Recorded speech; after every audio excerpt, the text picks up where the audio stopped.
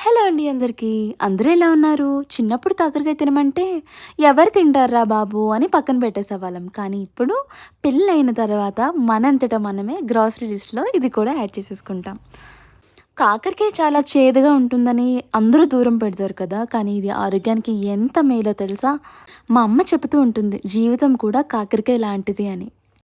మనం ప్రేమతో, ఓపికతో వండితే అది కూడా తియ్యగా ఉంటుంది అని. జీవితంలో కూడా అంతే. కష్టాలొచ్చినప్పుడు దాన్ని ఎదుర్కొని, దాని ప్రతిఫలం ఆశించి ఒక సక్సెస్ అనేది తీపిగా అయిపోతుంది కదా!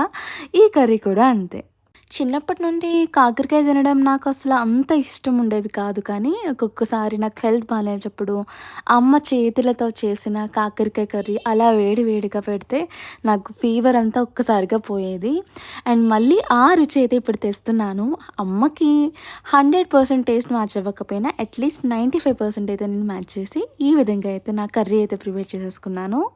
మీలో కూడా చాలామంది చేయలేని వాళ్ళు, చేసుకోలేని వాళ్ళు చాలామంది ఉండుంటారు కదా! సో, ఈ వీడియో చూసాక తప్పకుండా ట్రై చేసేయండి. కాకరకాయ ఫ్రై ఎంతో టేస్టీగా, ఆరోగ్యానికి ఎంతో హెల్తీగా మీరు తప్పకుండా ట్రై చేయడం మర్చిపోకండి.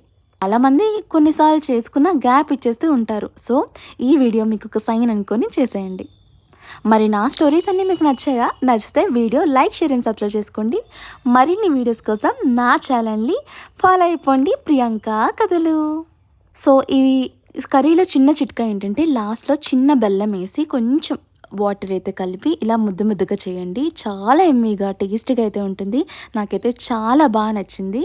సో, మీరు కూడా తప్పకుండా ట్రై చేసేయండి. Bye bye friends.